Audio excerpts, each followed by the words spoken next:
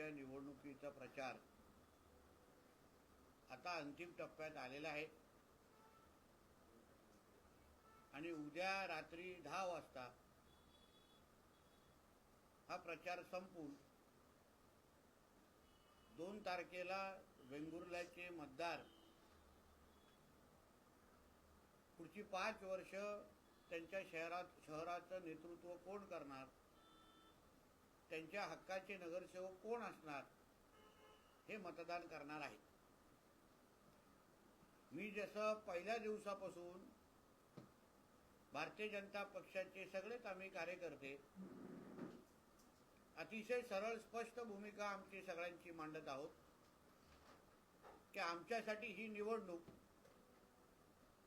ही विकास करण्यासाठी एक महत्त्वाचं साधन आहे। उद्या आदरणीय नरेंद्र मोदी साहेबांच्या विचाराचा, आदरणीय मुख्यमंत्री देवेंद्र फडणवीस साहेबांच्या विचाराचे आणि पालकमंत्री म्हणून आणि भारतीय जनता पक्ष म्हणून आमच्या विचाराचा नगराध्यक्ष उद्या वेंगुर्ल्याच्या जनतेने आम्हाला मतदानारूपी अगर आशीर्वाद दिला, आम्हाला आमचे नगरसेवक सगळे निवडून दिले, तर वेंगुर्ल्याचा विकास करणं हे आम्हाला अतिशय सोपं जाणार आहे। शेवटी त्या एकाच विचाराचं जेव्हा डबल इंजिनचं सरकार असतं तेव्हा विकास किती चांगला होऊ शकतो ह्याचं उत्तम उदाहरण आपलं केंद्रात आणि राज्याचं सरकार आहे। तसंच आता ट्रिपल इंजिन जोडण्याची वेळ आलेली आहे आणि जेव्हा नगराध्यक्ष आमच्या भारतीय जनता पक्षाचा येईल तेव्हा जेव्हा आमचे रवी चव्हाण साहेब या जिल्ह्याचे पालकमंत्री होते आणि राजन गिरपजींनी नगराध्यक्ष म्हणून जे काही ह्या दोघांनी काम केलं, विकास केला, जो आज जनता खुल्या डोळ्यांनी पाहू शकते, तो परत एकदा विकास करण्याची संधी पुढची 5 वर्ष आपल्यासाठी चालून आलेली आहे। 2 डिसेंबरची ही तारीख आपल्यासाठी आयुष्यामध्ये एकदाच येणार आहे। मतदार म्हणून आपण फार विचारपूर्वक मतदान करणं, वेंगुर्ल्याचे असंख्य महत्त्वाचे प्रश्न आहेत आणि त्या प्रत्येक प्रश्नाला फार बारकाईने वेंगुर्ल्याच्या प्रत्येक मतदाराशी चर्चा करून त्यांच्या अडीअडचणी समजून घेऊन आज भारतीय जनता पक्षाचे आमच्यासारखे असंख्य कार्यकर्ते, पदाधिकारी आज आम्ही जनतेचं ऐकलेलं आहे, संवाद केलेला आहे आणि म्हणूनच आम्हाला आत्मविश्वास आहे की भारतीय जनता पक्ष सोडून कुठलाही दुसरा पक्ष वेंगुर्ल्याचा विकास त्या ताकदीने करूच शकणार नाही। आपण विचार करा, हे जेवढे आमचे प्रतिस्पर्धी पक्ष आहेत त्या कुठल्याही पक्षाच्या अगर नगराध्यक्ष निवडून आले, उदाहरण काँग्रेस पक्षाचा निवडून आला, तो पालकमंत्री मुख्यमंत्रींपर्यंत प्रधानमंत्रीपर्यंत जाऊ शकतो का? हक्कानी निधी आणू शकतो का? हक्कानी काय निधीची मागणी करू शकतो का? अन्य पक्षाचे नगराध्यक्ष अगर निवडून आले, उभाटाचा निवडून आला, तर तो आमच्याकडे येऊन संवाद साधून तुमच्या वेंगुर्ल्यासाठी निधी आणू शकतो का? आमच्या मित्र पक्षाचा शिवसेनेचा उमेदवार उभा आहे, त्या दिवशी उद्योग मंत्री आमच्या कणकवलीमध्ये आले, उदय सामंत, जे मूळ आपल्या वेंगुर्ल्याचे आहेत, त्यांनी तिथे काय उत्तर दिलं, त्यांनी काय सांगितलं की आम्हाला अगर निधी लागेल तर आम्ही पालकमंत्र्यांकडे निधी आणायला जाऊ। म्हणजे जिल्ह्याच्या पालकमंत्र्याकडे निधी असते आणि त्यांच्याच माध्यमातून तो सरकारचा प्रतिनिधी असतो आणि म्हणून त्याच्याच माध्यमातून निधी आम्हाला मिळू शकते अशी अगर शिवसेनेचे नेते अगर म्हणत असतील तर मग थेट भारतीय जनता पक्षाच्या पालकमंत्र्याकडे, मुख्यमंत्र्याकडे, त्यांच्याच पक्षाला आपण मतदान का करत नाही, हा प्रश्न वेंगुर्ल्याच्या मतदारांनी स्वतःला विचारला पाहिजे, हा समजून घेतला पाहिजे। आज जेवढे आमचे मित्र पक्षाचे त्यांच्याबरोबर फिरणारे लोक आहेत उदाहरण त्यांचे प्रचार प्रमुख आमचे मित्र सचिन वालावलकर आहेत, त्यांचे प्रचार प्रमुख आहेत, पण त्यापेक्षा त्यांना आम्ही आमचे प्रचार प्रमुख मानतो. ते माझ्या मंत्रालयाच्या कॅबिनमध्ये सर्वात जास्त वेळ घालवतात. आता 3 तारीख तुमची झाल्यानंतर 4 तारखेला माझ्याबरोबर चहा पिण्यासाठी माझ्या मंत्रालयाच्या कॅबिनमध्ये असतील. माझ्याकडून कामं सरकार पातळीचे करून घेतात. आज गवळीवाळाचा विषय त्यांना विचारा, कोणी सोडवला मंत्रालय कॅबिनेटमध्ये. तेव्हा दीपक केसरकरजी, मला आठवतं सावंतवाडीमध्ये एका बैठकी मी होते, मंगळवारचा दिवस होता आणि मी आणि आदरणीय बावनकुळे साहेब महसूल मंत्री म्हणून आम्ही तो कॅबिनेटमध्ये विषय सोडवला आणि तो मार्गी लावलेला आहे. सांगावं सचिन वालावलकरजींनी खोटा आहे का खोटा आहे का खरा आहे. त्यांची असंख्य निवेदनं विचारा सचिन वालावलकरजींचे, किंवा माझ्या मंत्रालयाच्या कॅबिनचा सीसीटीव्ही तपासा.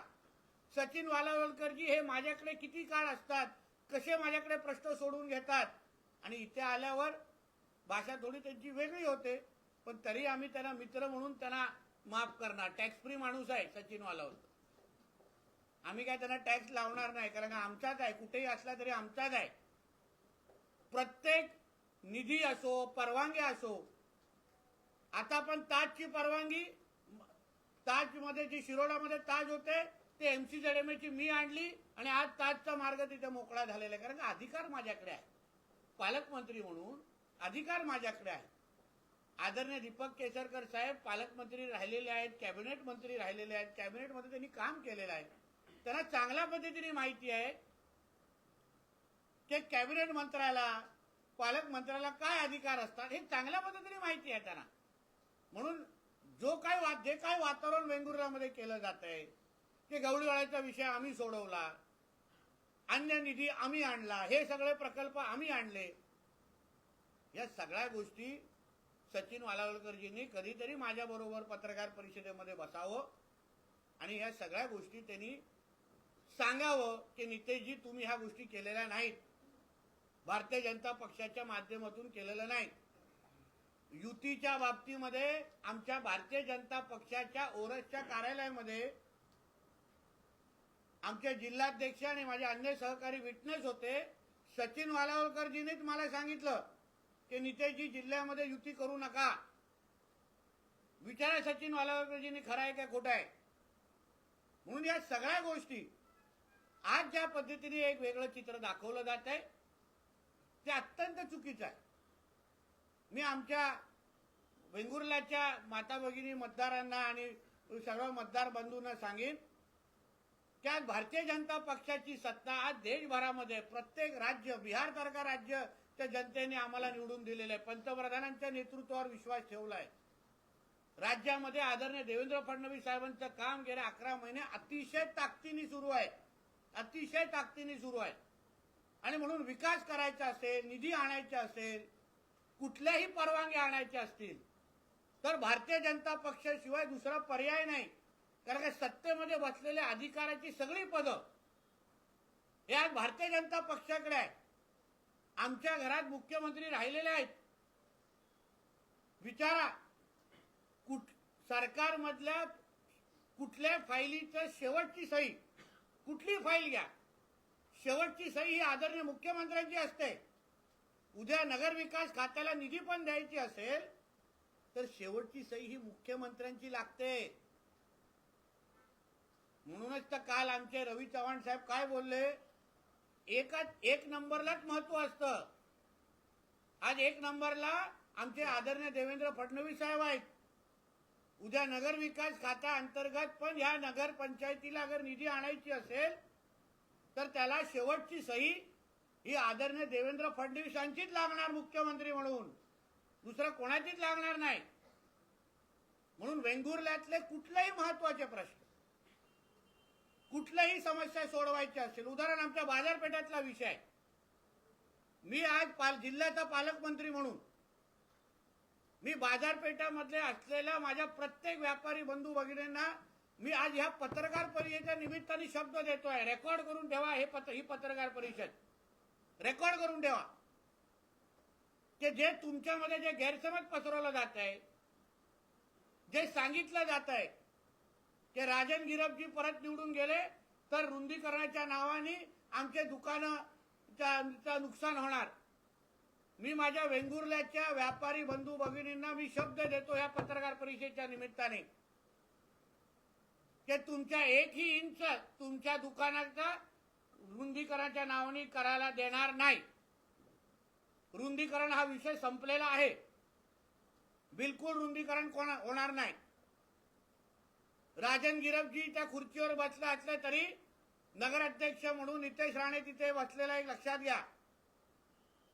मला मत देताय तुम्ही पालकमंत्र्यांना, तुमचं मत हे नगराध्यक्षाला आणि पालकमंत्र्याला पण जात आहे। माझी पण तेवढीच नैतिक जबाबदारी असेल की तुम्हाला दिलेला प्रत्येक शब्द पाळण्याचा। म्हणून बाजारपेठामध्ये व्यापाऱ्यांच्या इच्छेच्या विरुद्ध काहीच होणार नाही हे मी आज अधोरेखित करून ठेवतोय तुम्हाला या पत्रकार परिषद निमित्ताने। काहीच होणार नाही। म्हणून कोणीही तुम्हाला गैरसमज पसरवत असेल तर त्याची कुठलीच चिंता करू नका। मी असेपर्यंत कुठल्याही व्यापाऱ्यांच्या विरोधात निर्णय घ्यायला देणार नाही। कुठलाही एकही रुंदीकरणाचं काम तो विषय आता थांबलेला आहे। जे होईल व्यापाऱ्यांना विश्वासात घेतल्यानंतर चर्चा करू, मग नंतर बघू, पण रुंदीकरणाचा विषय संपलेला आहे। दुसरा 6 आणि 7 नंबर वॉर्डमध्ये जमिनी एकाच्या आहेत, घरं दुसऱ्याची आहेत। मी या जिल्ह्याचा पालकमंत्री म्हणून आणि सरकारचा प्रतिनिधी म्हणून मी तुम्हाला त्या वॉर्डच्या जनतेला विश्वास देतो, प्रॉपर्टी कार्ड तुमच्या नावाने करण्याचं काम हा जिल्ह्याचा पालकमंत्री म्हणून नितेश राणे तुम्हाला करून देईल। कोणालाही त्या बाबतीमध्ये इकडे तिकडे जायची गरज भासणार नाही। जसं या इकडच्या निवडणुका संपतील मी कलेक्टरांना मीटिंग लावायला सांगेन आणि तुमच्या नावाने प्रॉपर्टी कार्ड करून देण्याचा आदेश देऊन टाकीन आणि ते काम तुम्हाला करून देईन। तुम्ही निश्चिंत राहा। म्हणून अशा पद्धतीच्या कुठल्याही चुकीच्या अफवांना तुम्ही बळी पडू नका। शेवटी सत्ता कोणाकडे आहे, निर्णय कोण घेऊ शकतं, सह्या कोण करू शकतात। आज कुठल्याही शहराला विकास निधी द्यायची असेल तर पालकमंत्री म्हणून माझे सही घेतली जाते, त्या पदाला महत्व आहे। म्हणून ह्या शहरामध्ये 18 प्रकारच्या नागरी सुविधा देणं, ड्रेनेज पासून पार्किंग पासून, आता आपल्या बाजारपेठाच्या निमित्ताने आपल्याला पार्किंगमुळे त्रास होतो। व्यापाऱ्यांची आम्ही चर्चा केली, म्हणून चांगली पार्किंगची सुविधा या शहरामध्ये लगत असलेल्या काही आरक्षित जमीन आपण पाहू आणि अतिशय चांगली पार्किंगच्या सुविधा आपण लोकांना उपलब्ध करून देऊ, जेणेकरून या बाजारपेठामध्ये फिरणाऱ्या लोकांना, गिरायकांना त्रास होणार नाही आणि ज्याच्यामुळे आपल्या व्यापाऱ्यांना मदतच होणार। या पद्धतीची पार्किंग सुविधा आपण तयार करून देऊ। तसंच मच्छी मार्केट संदर्भात लोकांना आता अन्य भागामध्ये मच्छी विक्रेते बसतात, त्याबद्दलची काही प्रश्न आहेत, त्यांना ते माझ्याच मत्स्य खात्या अंतर्गत मी आणि नगरपालिका, नगर परिषदा एकत्र मिळून आम्ही तो निर्णय घ्यायचा असतो। अगर भाग 2 अगर मच्छी मार्केटचा बांधायचा असेल तर माझ्याकडे अधिकार आहे, ते मी त्या खात्याचा मंत्री आहे। आज मुंबईमध्ये मरोडमध्ये जाऊन बघा, मुंबई महापालिका आणि माझं मत्स्य खातं हे 70 कोटी खर्च करून आम्ही नवीन मच्छी मार्केट मुंबईकरांसाठी तिथे उभा करतोय महापालिकेबरोबर। तसंच आता भाग 2 अगर मच्छी मार्केटचा करायचा असेल तर मत्स्य व्यवसाय मंत्री आणि वेंगुर्ला नगरपालिका आम्ही एकत्र मिळून भाग 2 मच्छी मार्केटचा तुम्हाला तयार करून देऊ।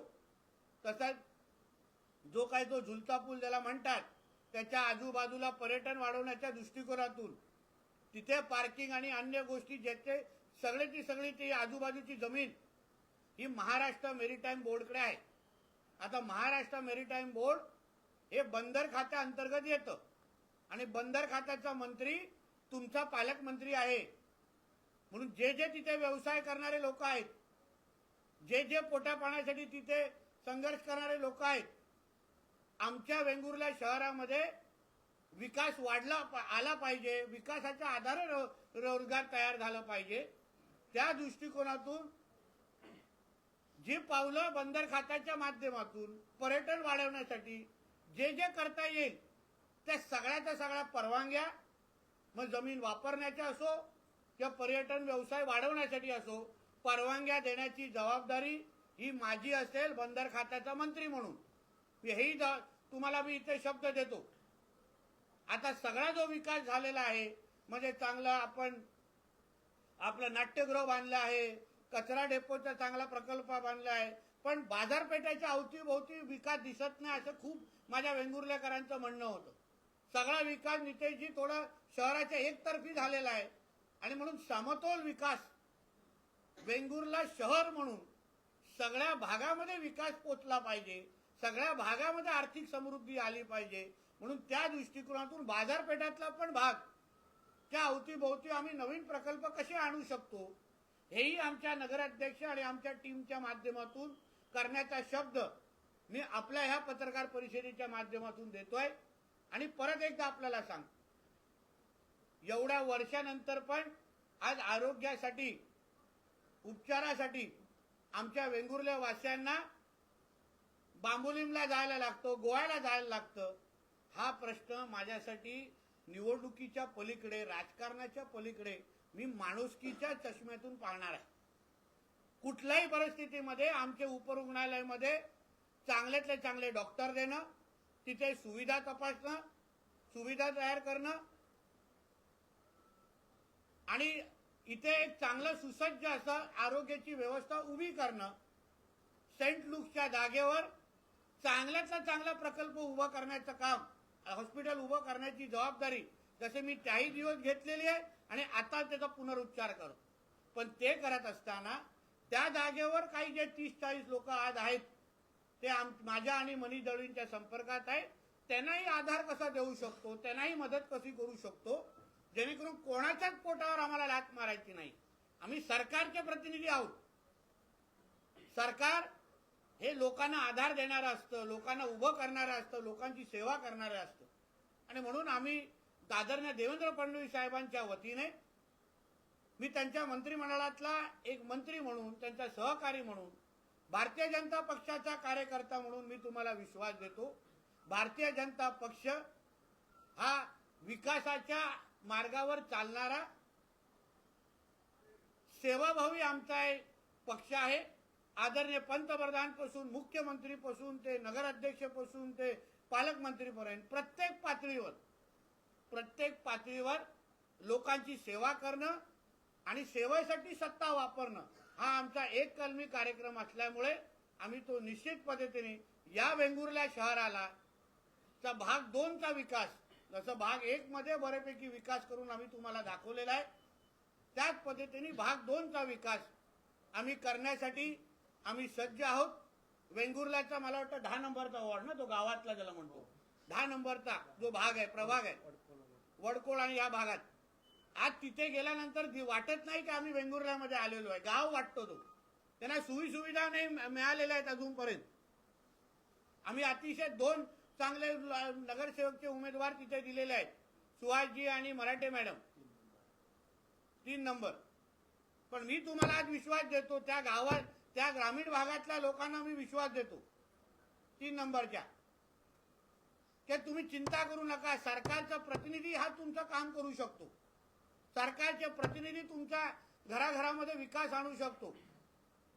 तिथे अंगणवाडीचा विषय आहे, जिल्हा परिषदच्या शाळेचा विषय आहे, मुलांना शिकवण्यासाठी तिथे त्या दिवशी महिलांनी आम्हाला येऊन आमच्याकडे प्रश्न विचारला. आणि म्हणून ह्या सगळ्या गोष्टी प्रत्येक प्रभागामध्ये विकास पोहोचवण्याची जबाबदारी ही भारतीय जनता पक्ष म्हणून आमची आहे. प्रत्येक जिल्ह्याला एक उमेदचा मॉल, तालुकानिहाय एक तालुक्याला एक उमेदचा मॉल देण्याचा निर्णय आमच्या आदरणीय देवेंद्र फडणवीस साहेबांनी घेतलेला आहे. तसंच आमच्या वेंगुर्ला जिल्ह्याच्या माता भगिनींसाठी ज्या बचत गट आमच्या इथे आहेत, जे उद्योग करतात, ज्यांना स्वतःच्या पायावर आमच्या माता भगिनींना उभं करायचं आहे, लाडली बहीण योजना एका बाजूला, पण कायमस्वरूपी उद्योजक बनवण्याच्या दृष्टिकोनातून उमेद सारखे मॉल आमच्या वेंगुर्ल्यामध्ये उभे करण्याची जबाबदारी ही माझी असेल.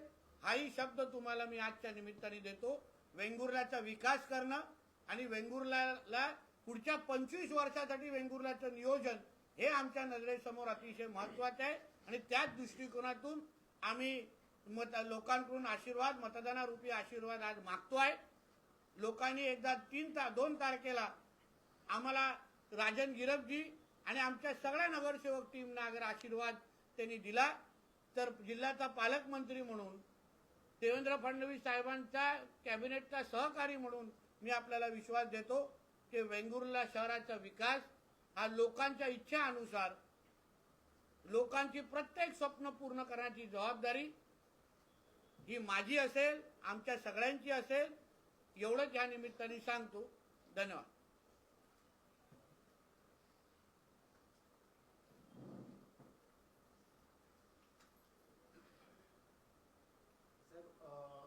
G24 तासच्या टू द पॉइंट या कार्यक्रमामध्ये उपमुख्यमंत्री एकनाथ शिंदे होते, तर त्यांनी जो कणकवली पॅटर्न झालेला आहे त्यावर कानावर हात ठेवले. ते म्हणतात की अशी युती झालीच नाही. आता शिवसेनेच्या किंवा उभाटाच्या जिल्हा प्रमुखासाठी अगर शिंदे साहेबांची लोक अगर इथे येऊन प्रचार करत असतील आणि शिंदे साहेब तिथे कानडोळा करत असतील तर एवढ्या ज्येष्ठ नेत्याला मी कसं काय उत्तर द्यायचं? मुळामध्ये शिंदे साहेबांनी उठाव केला कशाला? कारण का उद्धवजींनी त्यांच्यावर अन्याय केला असं ते म्हणतात.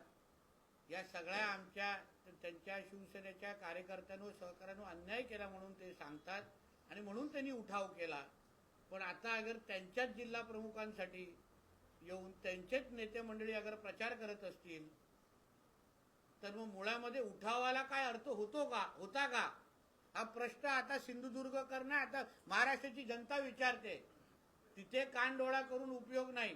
पण शेवटी कधीतरी या प्रश्नाचं उत्तर द्यायलाच लागेल की शिवसेनेच्या अधिकृत जिल्हा प्रमुख संदेश पारकरांसाठी शिंदे सेना का उतरली, शिंदे सेना का प्रचार करते, शिंदे सेनेचा एकही उमेदवार पॅनलमध्ये नसताना पण का उद्धवजींच्या उमेदवारासाठी त्यांना प्रचार करायसारखं वाटतं, याचं उत्तर कधी ना कधीतरी एकनाथ शिंदेजींना द्यायला लागेल. ते लपू शकणार नाही. असे म्हणताय की भाजपने युतीधर्म पाळलाच पाहिजे. आम्ही नक्की पाळणार. म्हणून तर मी तुम्हाला काल पण सावंतवाडीमध्ये बोललो की आमच्याकडून कधीच आमच्या मित्र पक्षांवर तुम्ही 11 दिवस बघा, आम्ही कुठेच काय त्यांच्यावर टीका टिप्पणी केली नाही. आमच्यावर असंख्य वार झाले, आमच्यावर खालच्या पातळीची टीका झाली, सगळ्या उणीधुणी काढल्या झाल्या. पण एक भारतीय जनता पक्षाच्या आमच्या नेत्याचं वक्तव्य दाखवा जे महायुतीच्या विरोधात असेल, कुठेही दाखवा. म्हणून आम्ही महायुतीचेच घटक पक्ष म्हणून, भारतीय जनता पक्ष म्हणून आधी मान ठेवतोय आणि उद्याही मान ठेवणार. साहेब, निलेश राणे असं म्हणतायत, बळीचा बकरा कोण वाटतो, एवढा मी दुष्फळ वाटतो का? अचानक हिंदुत्वाचं प्रेम कसं आलं, कुणी करायला सांगितलं? माझं काय होईल ते मला माहिती आहे. भिजलेला माणूस काय पावसात घालायचा नाही. नक्की आज त्यांना कदाचित मी जे बोलतोय ते कडू वाटत असेल, पण शेवटी आज नाही तर उद्या निश्चित पद्धतीने कळेल की शिवसेनेमध्ये ज्या पद्धतीने ते रवी चव्हाण साहेबांबद्दल बोलतायत, अजून कोणच नेता रवी चव्हाणजींबद्दल ते जे बोलतायत त्याचं समर्थन करत नाही, त्यांचं नाव पण घेत नाही. आणि म्हणून मी त्या दृष्टिकोनातून बोललो की त्यांचा बळीचा बकरा केला जातोय. त्यांनी त्याला कुठल्या हिशोबाने होती काय राजकीय टीका नव्हती. मी राजकीय टीका मुळीच केली नव्हती, राजकीय वक्तव्य पण ते नव्हतं. मी फक्त एक वस्तुस्थितीची जाणीव करून द्यायला प्रयत्न केला, एवढाच होता.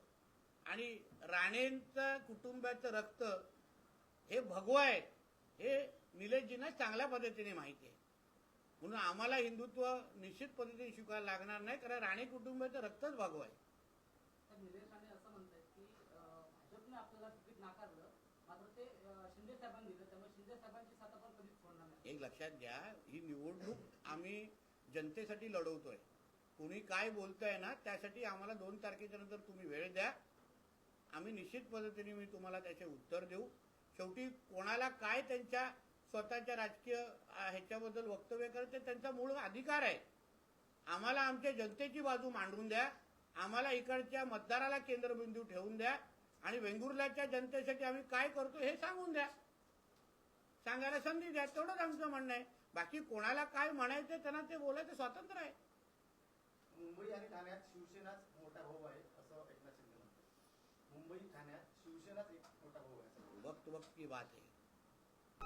नंबर 1 निर्धार न्यूज सिंधुदुर्ग. लोकसभा लढवण्यासाठी रवींद्र चव्हाणांनी तातडणी केली होती, मात्र त्यांना ते जमलं नाही. आता कदाचित त्यांच्याकडे वेगळी माहिती असेल तर मला माहीत नाही. मी परत एकदा तुम्हाला सांगतो, आपल्याला ही येणारे 48 तास हे जनतेच्या दृष्टिकोनातून महत्त्वाचे आहेत. तुम्हाला कदाचित केरोसिन घेऊन अगर फिरायचं असेल, तेल टाकत फिरायचं असेल तर ती माझी चूक नाही. माझ्यासाठी ही निवडणूक जनतेसाठी, माझ्या मतदारांसाठी मी लढवतोय. कोणाला काय उत्तरं द्यायची आहेत, कोणाला काय त्याच्याबद्दल राजकारणाबद्दल त्याला पूर्ण पद्धतीने स्वातंत्र्य आहे. मी वेंगुर्ल्याच्या जनतेसाठी आमच्या असलेला प्लॅन आपल्या सगळ्यांच्या समोर ठेवलेला आहे आणि म्हणून त्या दृष्टिकोनातून मी आपल्यासमोर विषय मांडलेला आहे. सर, भाजप हा भाटलेला पक्ष आहे अशी माणिकराव कोकाटेंनी टीका केली. मला असं वाटतं ह्याचं उत्तर मुख्यमंत्री साहेब त्यांना निश्चित पद्धतीने देतील. त्यांना कृषी मंत्रीवरून क्रीडा मंत्री का केलं त्याचं अतिशय उत्तम प्रदर्शन ते स्वतःच करतायत.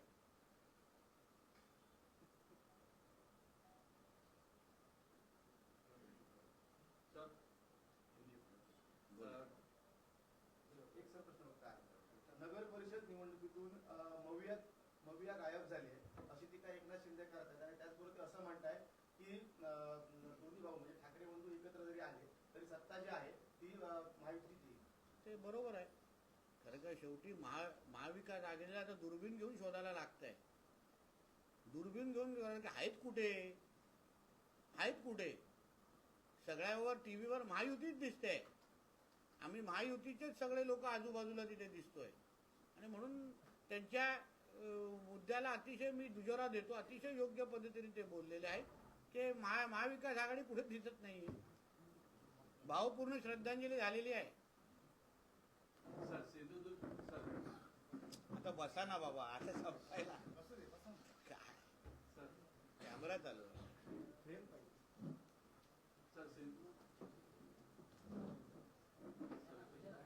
सिंधुदुर्ग जिले के चारों निर्वाचन क्षेत्र में किस मुद्दे को अहम आप मानते हैं? विकास ही हमारा मूल मुद्दा है. विकास के ही मुद्दे पे भारतीय जनता पार्टी हमेशा अपना चुनाव लड़ती है. अपने संकल्प पत्र में दिया हुआ प्रत्येक वादा पूरा करने का काम अभी तक भारतीय जनता पार्टी ने हमेशा किया है. फिर वो लोकसभा हो, विधानसभा सभा हो या ये स्थानिक चुनाव हो, हमारे संकल्प पत्र ये लोगों का विश्वास देने के लिए और हम जो आगे 5 साल में जो काम करने वाले हैं वो उसका प्रदर्शन करने के लिए हमारे लिए वो महत्वपूर्ण होता है. इसलिए हमारे लिए चुनाव ये विकास करने के लिए एक महत्वपूर्ण साधन है और उसी के लिए हम ये चुनाव लड़ते हैं.